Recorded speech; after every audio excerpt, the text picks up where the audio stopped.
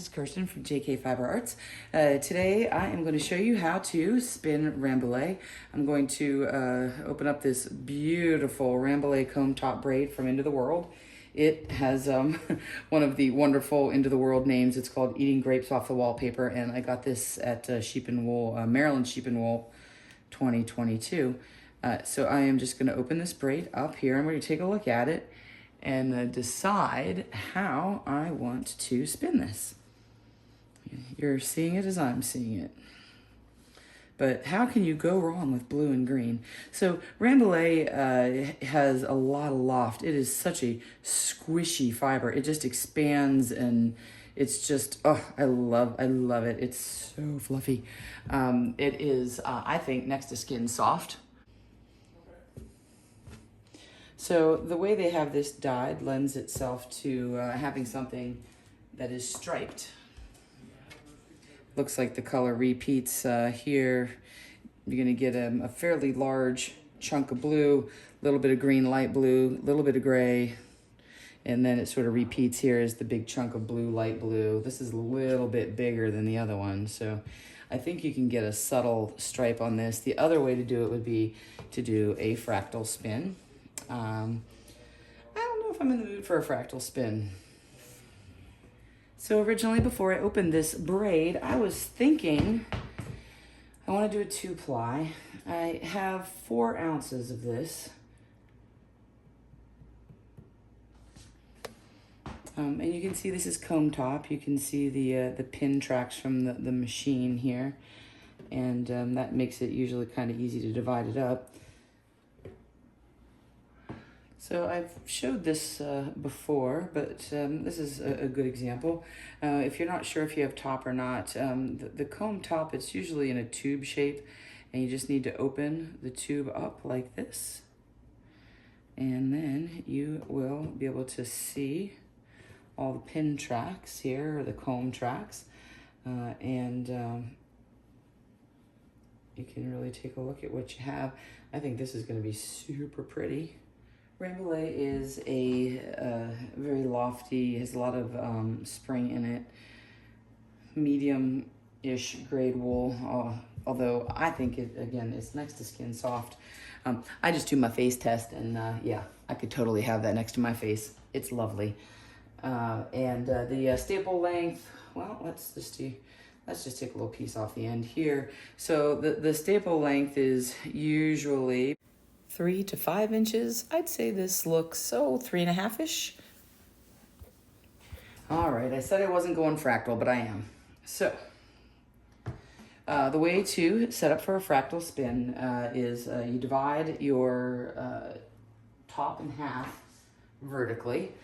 Basically what you're doing is you're gonna have long section of color repeats and then shorter sections of color repeats by dividing that second half into smaller nests of fiber here, and I will show you what I mean.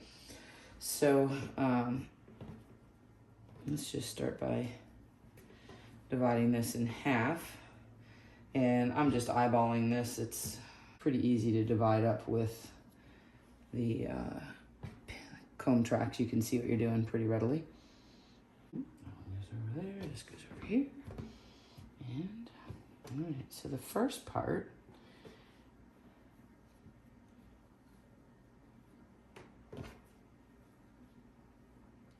is dividing this in half, and we're going to just check. The other thing that you should pay attention to is the order. It's going to be very important. So I am winding from this end, which has the dark blue tips. The other end has that light blue to green here. So it had like this light blue into the green. So that's the other end.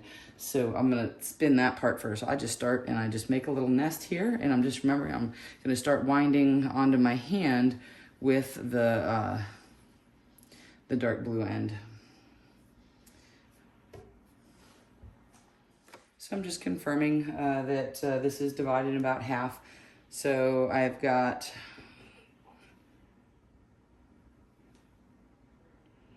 56 and 63, good enough. And I'm going to take the heavier one and make that my one that I'm going to divide. So that's the heavier one. So this is the first half. This is going to be the one with the long repeats, right? Because it's going to be thicker. So there's my first one. The second half, you can divide into whatever you want, 8ths, 16ths. It just depends on how short you want your color repeats to be. So, well, let's just start by dividing the half in half, and then we'll divide that in half. And remember, I am keeping my light green, white, blue tip. I'm just keeping it to my left so I know when I wind where it's going to be. And I'm just dividing this in half the whole way to the end. So here's my 1/2. I'm putting this one up top there.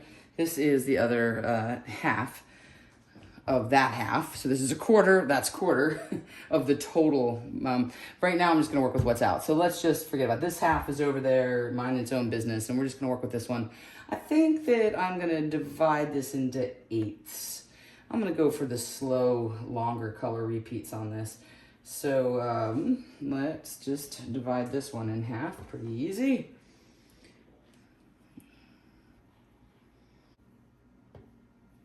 All right, so this one is now into,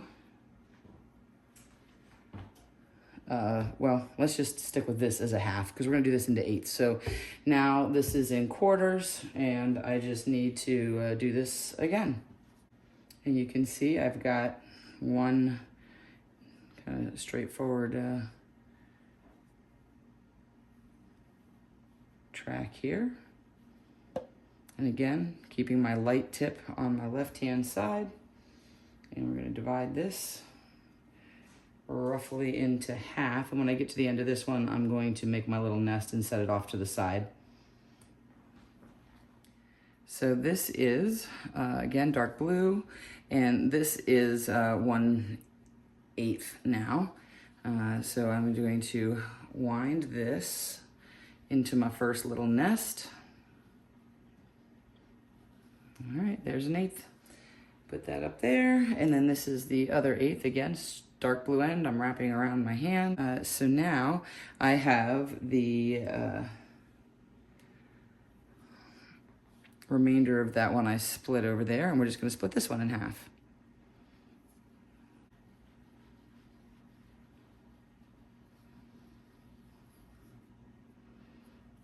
Now I have 4 nests back there against the wall, and I'm on to the second half of that half. So this is the last quarter. So I'm gonna go ahead and divide this up, and then we'll spin it. All right, let's see how close we came.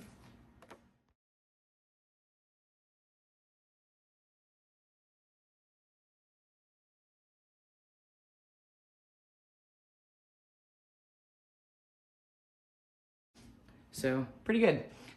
So you can see now that I have all 8 here and I have 1 here. And so this is half of the fiber. This is half of the fiber. I think I'm gonna go with the short repeats first.